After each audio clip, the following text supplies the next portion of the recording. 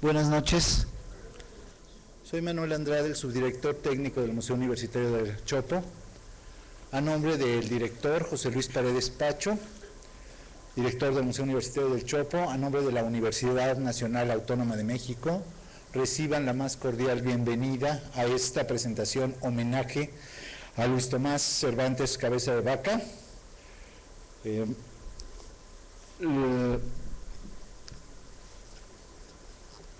Que es un doble regocijo y una pena al mismo tiempo. Doble regocijo por tener la presencia de quien celebramos, de cuya vida celebramos, que es Luis Tomás, y a algunos de sus compañeros de lucha del movimiento del 68, que es una pena porque no nos acompaña físicamente él acá. Le doy la bienvenida y el agradecimiento a Patricia Cervantes, quien se ha encargado de organizar esto, y pues sin más preámbulo, los dejo con ella para que comencemos. Buenas noches. Gracias, maestro. Buenas noches. Bueno, aprovecho de una vez para darle las gracias al maestro Andrade por su generosidad, por todos estos días que hemos estado platicando para que se lleve a cabo este evento que lógicamente teníamos programado desde hace ya varios días y que desafortunadamente tuvo que ser, le tuvimos que dar un giro, ¿no?, de presentación formal, oficial del libro de Luis Tomás a homenaje póstumo. Editorial a la Letra, somos quienes tuvimos el privilegio de editar esta novela de Luis Tomás.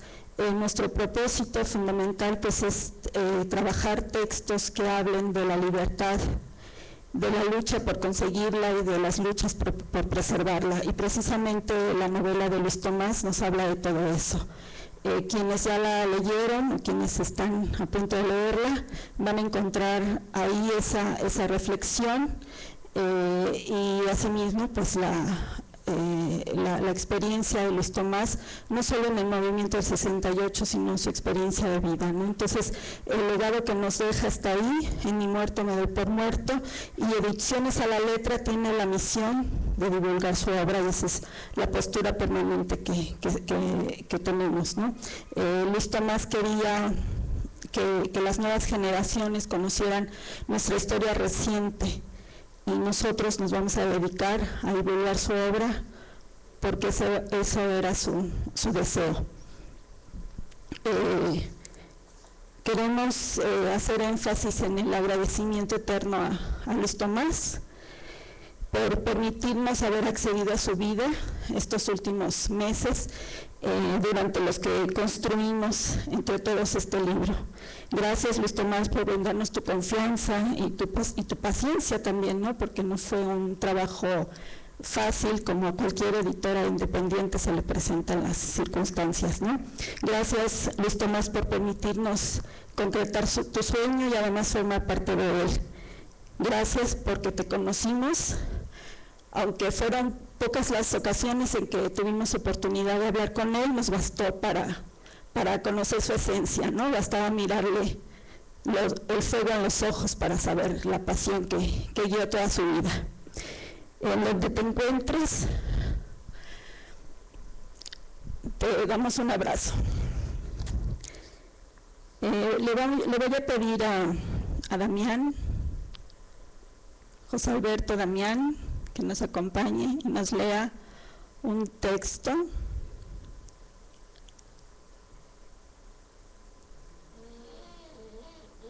Buenas noches. ¿Sí se escucha? Sí, ya.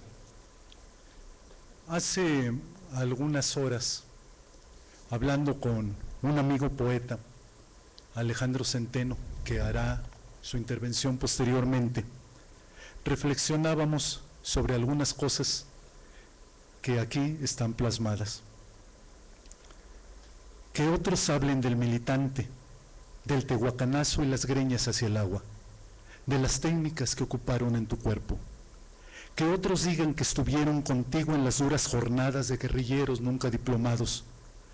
que otros vengan a darse golpes de pecho y a señalar a este o aquel con podridos dedos inquisidores, que otros vengan a recordar anécdotas heroicas de batallas donde nunca estuvieron, que otros hagan picnic sobre el campo donde muchos más dejaron sus pellejos, abonados a un país donde lo mejor que crece son ortigas. Yo vengo ahora a levantar mi voz por el amigo, porque aquí cerca, en la casona, estuvimos más de una vez brindando, bebiendo vino de crepúsculo. Cualquier otro era veneno en tus entrañas. Y porque más de una vez te celebramos en vida, en corro y flama de amistad, eufóricos y por las bromas que en medio de la diálisis y el suero y los batallones de medicamentos nos regalabas. Que a nadie sorprenda que de pronto aparezcas con los fantasmas de la casona y sueltes la carcajada. Gracias.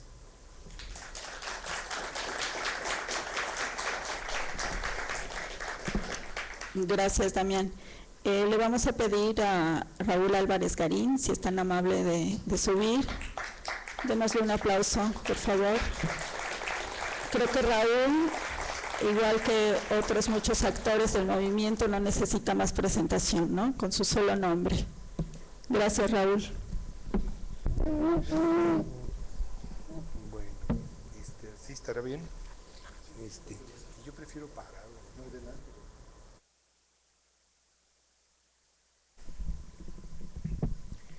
Bueno, desde el día de ayer, en los velatorios, en los comentarios de remembranzas de todo lo sucedido en las últimas semanas y esta situación de la presentación del libro y tal, a mí me pareció que era muy importante hacer una serie de observaciones de carácter más frío, más político, más no tan emocional, pero sin dejar de lado esta componente de algunos de las situaciones que vivió Luis Tomás y que le dieron una singularidad muy destacada, tanto en el movimiento como en las secuelas posteriores. En concreto, durante el movimiento, Luis Tomás tuvo una serie de participaciones que lo fueron señalando en el espacio de del Consejo Nacional de Huelga como una persona con características singulares. Lo mismo por sus propuestas que por sus acciones, por su manera de referirse a ellas, digamos, de argumentar y de presentar elementos para tomar ciertas determinaciones que podían parecer muy simplones, pero que con el tiempo se ve que tienen un contenido bastante más trascendente que eso, ¿no? Por ejemplo, una manera de expresarse en el Consejo Nacional de Huelga era cuando había que tomar una determinación pues más radical, más fuerte. Él hacía referencia a su mamá, o sea, pues mi mamá me dijo, y con la voz esa tipluda, ¿no? No, muchachos, mi mamá dijo que hay que partirles la madre, ya, ¿no? Entonces, ese tipo de, en referencia al gobierno, ese tipo de cosas tan singulares lo fueron destacando. Después, como se ha mencionado ahora, se le atribuían actos como el problema de la bandera en el Zócalo, si se había puesto la bandera rojinegra, etcétera. Pero de todas estas cuestiones, la más significativa es los sucesos que vivió Luis Tomás exactamente en el tiempo del 2 de octubre, y en el que, en paralelo a cómo estaban ocurriendo la masacre de Tlatelolco y las detenciones y el campo militar y todo eso, la cuestión personal específica es que él había sido, en primer lugar, primer elemento, él fue detenido antes del 2 de octubre, estaba en la cárcel en ese momento, cuando la policía se presenta y de manera ilegal lo retira de la cárcel, se lo llevan al campo militar y es sujeto de una cantidad de torturas, simulacros de fusilamiento, simulacro de castración, una cantidad de acciones tremendamente brutales. Y en toda esa situación, la primera oportunidad que tuvo, él lo denunció y dijo: a mí me han hecho esto y esto y esto y ese tipo de cosas. Bueno, ese acto de denunciar lo que le había ocurrido y en esos momentos y en esas circunstancias, a mí me parece que tiene una significación muy alta de valor personal, porque en esos momentos de amenazas, de te vamos a fusilar, te vamos a castrar, etcétera, la simple amenaza ya era una situación que no se entendía en el contexto y que era objeto de bromas irresponsables, ¿no? Y nomás fue de simulacro o sí fue. Y ese tipo de maneras absolutamente, pues por decirlo así, pueriles, con la que se manejan ese tipo de situaciones y que provocan unas situaciones muy especiales. Entonces el acto personal de valor de Luis Tomás, de salir a decir eso que había ocurrido, es de una grandísima importancia y tiene trascendencia porque es uno de los testimonios dichos en el momento de lo que estaba ocurriendo en el campo militar, personales y sostenidos. Ahora, la otra parte política es ¿por qué hubo esa actitud tan brutal del régimen en contra de Luis Tomás, el representante de Chapingo? Porque, digamos, le podían haber hecho lo mismo a otra persona, a otra cosa, digamos, no era un problema de tortura deportiva, sino que eso tenía una intencionalidad política brutal y estaba especialmente dirigida a los representantes de Chapingo. Para eso es tremendamente importante, y esto es una oportunidad magnífica de, en la experiencia de todos nosotros, recoger lo que son los antecedentes campesinos del movimiento de 68. Todo el mundo habla de 68 en adelante, pero los años anteriores está lleno de una cantidad de circunstancias, de luchas campesinas tremendamente importantes. Para mencionar solamente unas cuantas, a finales de los 50 estaba suspendida la reforma agraria y había invasiones en demanda del reparto agrario en todo el país. En Sonora con Jacinto López, en Chihuahua con las organizaciones campesinas, apoyadas por estudiantes normalistas. En Salaices y en Saucillo entraban adelante rompiendo las cercas los estudiantes de las normales rurales que guardaban esta aportación que se llama el PRE para ayudar a los campesinos en los momentos en que se hacían las invasiones. Y por delante iban las muchachas normalistas para que el ejército se detuviera en las cuestiones represivas. En Chihuahua, en el año de 1964, la campaña electoral de Díaz Ordaz provocó el malestar de los convocados al mitin, y los asistentes al mitin quemaron el estrado en donde se estaba desarrollando el mitin de Díaz Ordaz. Bueno, a la luz de 50, 60 años después, imagínense el nivel de combatividad que se estaba desarrollando cuando al candidato presidencial le quemaban la tribuna y lo sacaban del estadio. Bueno, 2 años después son los sucesos del ataque al cuartel Madera, que también tiene una componente campesina muy fuerte, y en esos momentos estaba actuando ya las guerrillas en Guerrero con Genaro y con Lucio Cabañas, y en otras partes del país. Bueno, de manera que todo este panorama de luchas sociales hay que asociarlo con la primera disidencia priista, que fue la del licenciado Carlos Madrazo, que estaba llamando a democratizar el PRI y a cambiar todas las instituciones y abrir una nueva impulso a la Revolución Mexicana, con los repartos agrarios, con manejos distintos a las cuestiones obreras, con manejos distintos a las cuestiones estudiantiles, etcétera.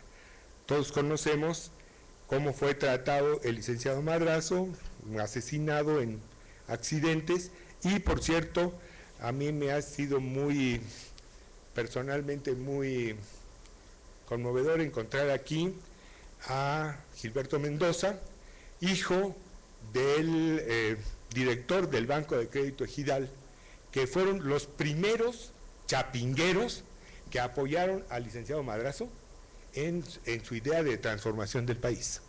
Bueno, Chapingo era Chapingo y los ingenieros agrónomos era una fuerza social de transformación que se propusieron destruirla. Lo mismo todos los sectores reaccionarios que los norteamericanos. Todas las intervenciones norteamericanas para cambiar el rumbo de la historia mexicana están centradas en gran parte en lo ocurrido en todo el sector de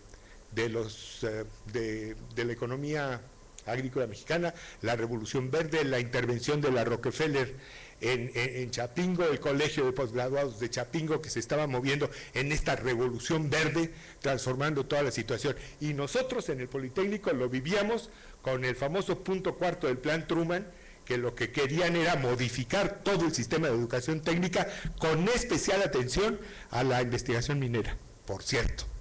Bueno, todo esto estaba en el centro. Entonces, ¿qué significaba Luis Tomás como el dirigente de Chapingo en esa situación? Pues lo que hicieron, lo que buscaban con esas torturas era que él se prestara, aceptara por la tortura a señalar que había una conjura y que esa conjura estaba aquel gobernador de Jalisco, Gil, ¿cómo se llamaba? Juan Gil Preciado, ¿no? De esas cosas. Y todo el manejo de los funcionarios agrarios alrededor de estas cosas. En la inteligencia de los funcionarios del gobierno de Díaz Ordaz se decía que si se unía el movimiento campesino con el movimiento estudiantil, se caía el gobierno, y que lo que había que hacer era exactamente impedir esa situación. Por eso los oradores que están en la ceremonia de desagravio a la bandera son de la fracción juvenil de la CNC campesina, con unas ridículas mantas que dice: señor presidente, apóyenos a nosotros, los campesinos sí somos agradecidos, no como esos estudiantes desagradecidos de tal. Eso es lo que estaba en la manta del 28 de agosto en esas cosas. Entonces, por eso lo que querían eran declaraciones de Luis Tomás diciendo que sí, que había una conjura, que los de Madrazo estaban metiendo dinero, que estaban tal cosa, que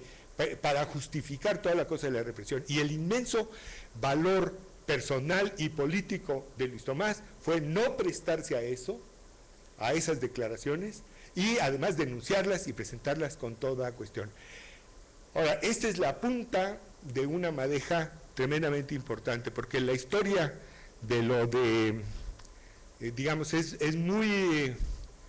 es una referencia muy señalada a lo ocurrido con Luis Tomás en esos momentos, pero la historia de Chapingo continúa. Chapingo es la fuente de una gran cantidad de organizaciones populares, de Antorcha Campesina, sí, de la Unión Campesina Democrática también, de los movimientos de resistencia de los sindicatos chapingueros también, de una cantidad de cosas de esas que tienen que ver con todo el modelo de desarrollo de economía.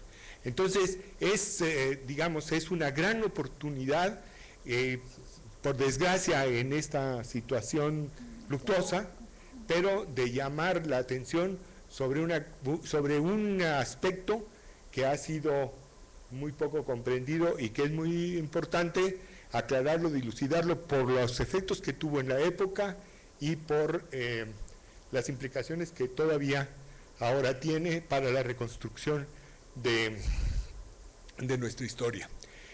Bueno, me he extendido bastante, pero les agradezco mucho la invitación a participar en este acto de homenaje. Ha sido personalmente muy importante poder hablar ante todos ustedes de este tipo de cosas que digamos, se viven en ambientes poco poco explicitados.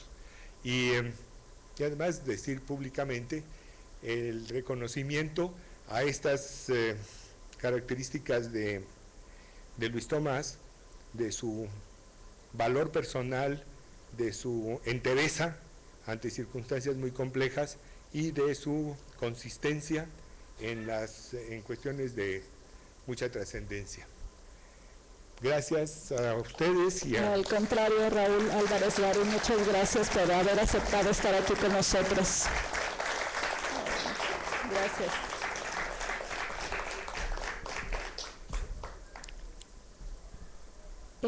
A continuación, le voy a pedir a Benjamín Sánchez y a Úrsula Tania Cabeza de Vaca, actores, que lean un fragmento del libro Ni muerto me doy por muerto.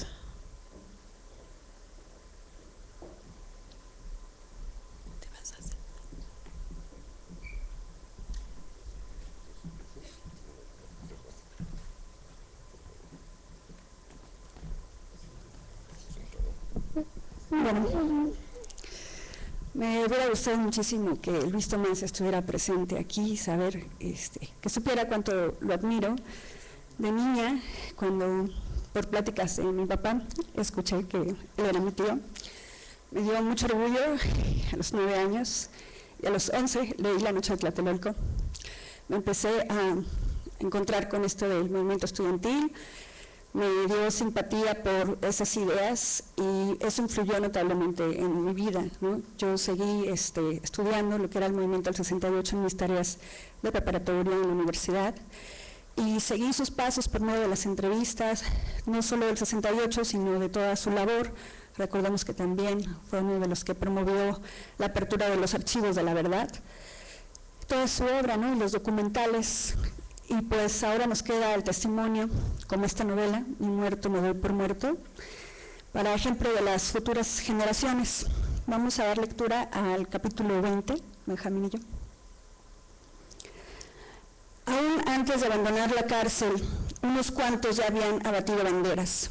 La inmensa mayoría salieron encorajinados contra el gobierno, reafirmando la justicia del movimiento estudiantil popular de 1968.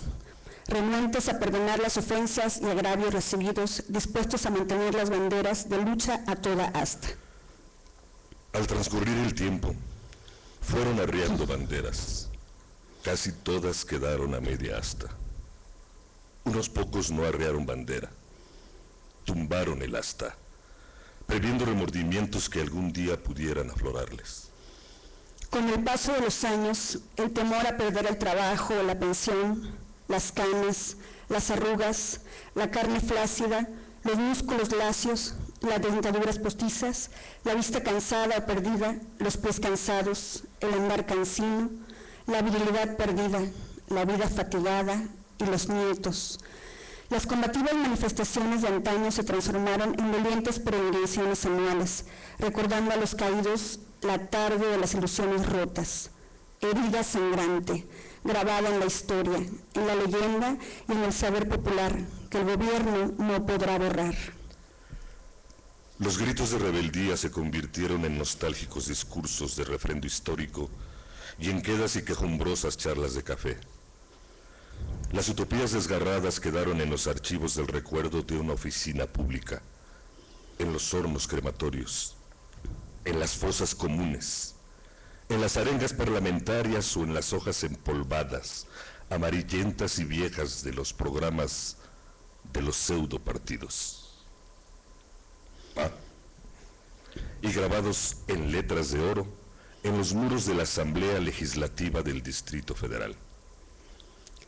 En las remembranzas personales, lo que quedó indeleble en la vida de aquellos jóvenes revoltosos fue el dolor y la alegría de aquel canto a la vida, de los amores idos, de los amores muertos, de la afligida anécdota de añejos hechos heroicos, y los graciosos sucesos concurrían jácaras, cuentos para arrullar a sus nietos y rememorar en susurros de velorios las vidas de los compañeros muertos.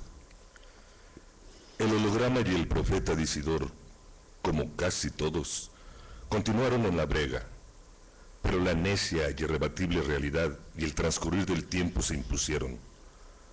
Les desgarraron sus utopías, despedazaron sus ilusiones y les robaron su juventud. Se casaron. Aunque el matrimonio fuera una institución burguesa y caduca, tuvieron hijos. El peso de los años y las responsabilidades los forzaron a recorrer la senda que nunca quisieron andar para sobrevivir en el maremagno de la existencia. La inmensa mayoría trabajaron como catedráticos o burócratas, checando tarjeta y cumpliendo horas nalga, con la esperanza de obtener una plaza que les prometiera la jubilación y una miserable pensión que nunca alcanzaron. Empeñados en ser gentes normales, dejaron la vida en la cama de un hospital, llenos de tripitas y tubitos que les prolongaban la inútil existencia, o murieron solos, pobres y errantes buscando empleo. Incontables niños, mujeres, ancianos y hombres fueron masacrados sin piedad por el gobierno y el ejército la tarde de las ilusiones rotas. Algunos murieron en la guerrilla, con las armas en la mano, en aras de un sueño libertario. Otros quedaron en la barbarie de las torturas. De muchos más no se supo jamás nada. Permanecieron en condición de desaparecidos y pocos dejaron la vida embarrada en los barrotes de un penal, asesinados por el gobierno. Un considerable número de compañeros se extinguió en la militancia política, construyendo un partido de clase. Muy pocos fenecieron sentados en su escritorio, pluma en mano, defendiendo con sus artículos y libros las causas populares. Hubo quienes murieron empinados en su caballete pintando un cuadro, uno o dos haciendo escultura, otros en el foro de un teatro. Todos ellos nutriendo su imaginación de las luchas populares y actuando para el pueblo. Algunos más, muy pocos, con sus horrorosas excepciones que jamás claudicaron, fallecieron con más tardanza y dificultad, replanados en un curul con la mano levantada, peleando sus prebendas, o en su despacho gobernando un estado, un municipio o una delegación, saboreando las amargas mieles del poder transado. 2 que 3, decepcionados, llenos de miseria, dolor y amargura, frustrados, con los sueños quebrados, terminaron sus días asesinados por el alcohol, tirados en la puerta de una cantina. Muy pocos, poquitos, consecuentes, necios, aferrados, acabaron sus días buscando testimonios, pruebas, documentos que les permitieran aclarar los hechos del pasado, para sentar en el banquillo de los acusados a los culpables de un crimen de Estado, la inmisericordia matanza de la Plaza de las Ilusiones Rotas, donde el Ejecutivo actuó, el Legislativo aplaudió y el Judicial cayó e ignoró las leyes. Perdido en la macilenta penumbra del café de la esquina perdida, sigo extraviado en el tiempo, tomando mi café eterno que permanece inalterable. Las imágenes que recorren por mi mente avanzan centellantes tan rápido que se arrebatan unas a otras en vertiginoso remolino y desaparecen. Solamente permanece estático un cuadro maltratado, rayado, en partes quemado, con estampas añosas e indefinibles. Los sonidos de la última campanada del reloj de la derruida y antigua catedral, marcando las 10 de la noche, el largo sonar del diapasón de las cucharas, al golpear las nejas tazas de café, ahora más leves y lejanos, se van perdiendo como resbalándose lentamente en el tiempo. Me levanto de mi mesa y recorro despacio, casi levitando, como impulsado por un tenue céfiro, el espacio sobrenatural, lúgubre y fantasmal del café de la esquina perdida. Voy observando las mesas y sus ocupantes, todos y todas, cadáveres que el tiempo alcanzó, sentados en sus sillas, adaptados al presente, sin pasado ni porvenir, por algo que al recuerdo arranco no sé si sea silueta, su forma, su pose, sepa la chingada que sea, pero algo tienen que me hermana con ellos. Mujeres y hombres que aún reconozco, amigos, amigas, compañeros, compañeras, novias y amantes, a los que acompañé, con los que luché, sufrí, lloré, reí, grité, gocé y compartí mi vida. Qué distantes estamos de aquellos días felizmente duros, de juventud y quimeras. Qué lejos de tan siquiera parecernos, puras ilusiones muertas. Si tuviera la capacidad de sentir, de llorar, se me exprimiría el corazón y las lágrimas inundarían mi tumba. Los carretilleros siguen en su infatigable tarea, levantando desperdicios fúnebres, montones de polvo dejados por esqueletos desintegrados para aventarlos en el socavón oscuro que no conozco. Dificultosamente torno a mi mesa, me siento, no sé cuándo ni quién me espera. ¿Qué hizo el favor de reservarme la mesa? ¿Quién fuera? Quizá lo olvidó, porque nadie se me ha acercado, salvo los meseros que pasan a mi lado como fantasmales hálitos de muerte. Mis recuerdos son cada vez más imprecisos, más débiles, como si el pasado se diluyera y el presente se tragara al antaño y quedara incrustado en el tiempo, en un instante infinito, dejando lugar únicamente al presente. Ahora me percato que no proyecto sombra ni reflejo.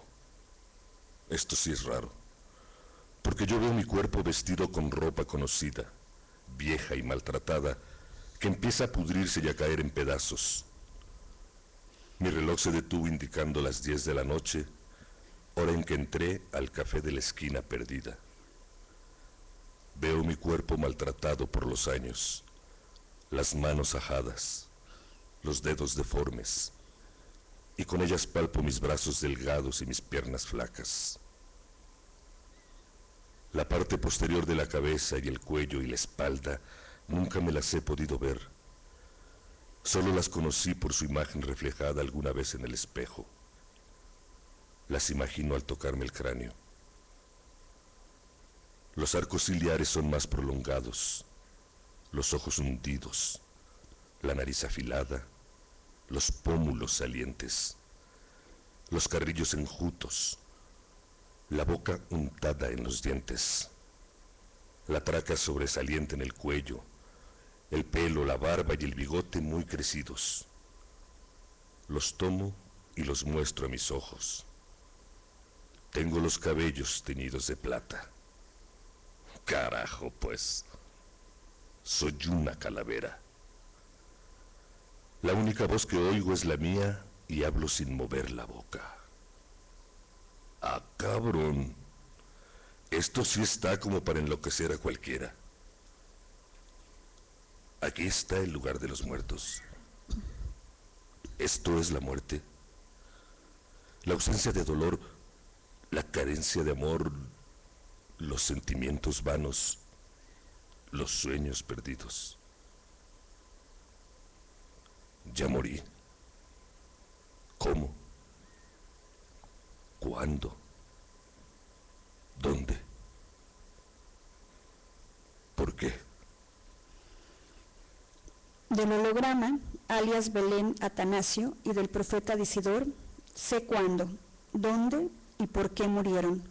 Conocí su historia, pero yo no sé qué hago aquí con ellos, con todos. De que están muertos, no tienen un hálito de vida. Desde hace muchos años perdieron el devenir, se quedaron en el pasado, sentados en el presente. Los contemplo en la mesa aledaña, impávidos como calaveras en altar de muertos, sin mover una sola pieza de su ajedrez inmóvil. En ellos, como en casi todos los prisioneros del café de la esquina perdida, brillan las chispas de los rescoldos, de aquellas extintas llamaradas libertarias. Definitivamente esto no es la gloria ni el infierno. Más bien parece el naufragio de un barco, tripulado no por expertos marinos, sino por bisoños grumetes soñadores de una gran generación de mujeres y hombres libres, inconformes, temerarios jóvenes libertarios, revoltosos, que vivieron plenamente la vida y se dieron con generosidad sin reparar en sacrificios, en aras de un futuro mejor para las generaciones venideras. La nave, con rumbo cierto, no pudo sortear el vendaval tormentoso de la vida, dejando en puerto seguro las utopías logradas, los sueños realizados y las ilusiones rotas. Los parroquianos del café de la esquina perdida se deshacen en montones de polvo, y con ellos mis amigos, que se desbaratan sin haber movido una sola pieza de su ajedrez. El café de mi taza merma y se entibia. Los parroquianos se confunden con el ambiente. Tengo la sensación de quedarme solo, perdido en la nada. La penumbra interior se oscurece, mi voz se apaga, los sonidos se pierden, todo se desvanece, se extinguen los recuerdos, se van los sueños, desaparecen los dolores, se acaban los sufrimientos, se olvidan los amores, se relegan los rencores, las lágrimas se secan, se acaban los descontentos. La vida se va, la muerte está, pero me vale. En esta infinita soledad, metido en mis ya débiles recuerdos, me confieso inadaptado, soñador irredento, constructor de utopías. Aferrado a la vida que amo tanto, envidio el preciado don de los poetas para hacerle un poema, una oda a la vida, un canto a la alegría. Me niego a fallecer. Todavía tengo mucho que aprender, tanto que dar, mucho por ver, más por hacer, tanto a quienes amar, tanto en qué soñar, tanto por qué luchar, mucho por vivir y por quién vivir, que ni muerto me doy por muerto.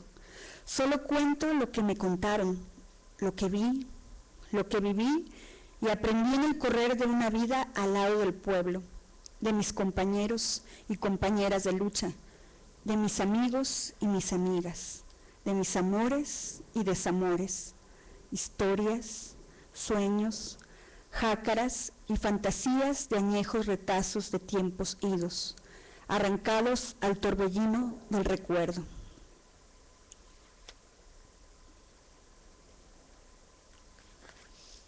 Gracias.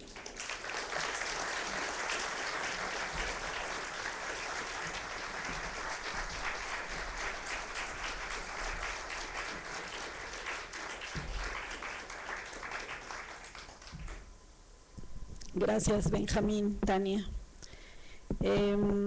Cuando muere un poeta, hay un doble duelo, ¿no? Se duelen los familiares, los amigos, pero también la poesía. En el caso de Luis Tomás, yo diría que hay un triple duelo.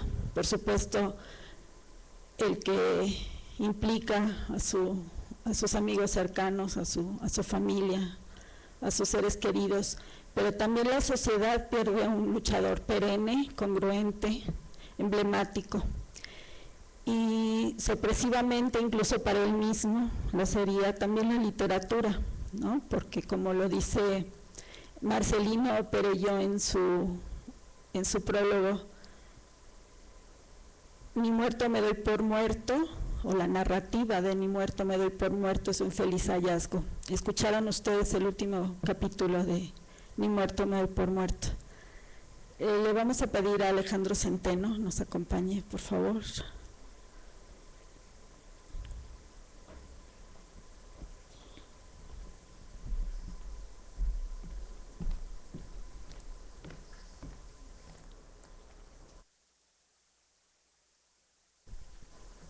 Buenas noches. Gracias, Pati, por la invitación. Gracias a todos ustedes por estar aquí presentes. Cabeza de vaca, sabías que te aguardaba. Más de una vez la habías visto. Más de una vez cruzaste tu mirada con sus cuencas en aquel infierno donde sopesaron el temple de tu espíritu. Volviste de la tiniebla, parido nuevamente. Pudiste haber quedado entonces allí, mamando sombras, bajo el hierro y la soga y la corona de espinas en el cuello. Pero volviste. Ella te miró partir de la mazmorra, recogiendo tus pedazos. ¡Adiós, cabrona!, le dijiste. Y levantaste tu cuerpo resquebrajado. Cargaste sobre tus hombros tu propio cuerpo y avanzaste. Fue tu voluntad lo que te mantuvo a flote. Navegabas, naufragabas en este país convulsionado por los crímenes y el hambre, en esta república séptica de corrupción y burla. Y sin embargo, aferrado a un lucero, a un sueño de otro mundo, atrapado como un pez por un cáñamo de luz, por una fuerza que desde algún rincón del universo nos arrastra. Cavaste hacia ti mismo, como quien abre una fosa para su propia muerte. Y no era la muerte en abstracto, la muerte viva que seduce, enseñando el hueso. Era tu propia muerte, tus células pudriéndose, tus riñones como trapos con solvente, los tumores devorándote. Pero tú la mandaste al carajo y le arrojaste una mentada por conjuro. Y atravesaste la ciudad como tlacuache que recoge estrellas mutiladas. Cruzaste la vida como un toro, con cabeza de toro y no de vaca, borboteando lava de tu mente, escribiendo partituras en la arena. Apenas ayer, la muerte te ha alcanzado, ya ocupa todo tu recinto, te tomó del corazón, apretó tu corazón hasta que jadeara sudor y sangre y te arrojó a la pira prometeica. Hoy estamos aquí, en torno a tu presencia, convocados. Nos dijeron que tu libro ya camina y nos invitas a leerlo, a beberlo. Nos conminas a abrir sus páginas como quien rompe el tórax de un guerrero para sorber la rebeldía de sus entrañas. Ven aquí, camarada, te quiero dar un abrazo. Abril 3 de 2013. Gracias.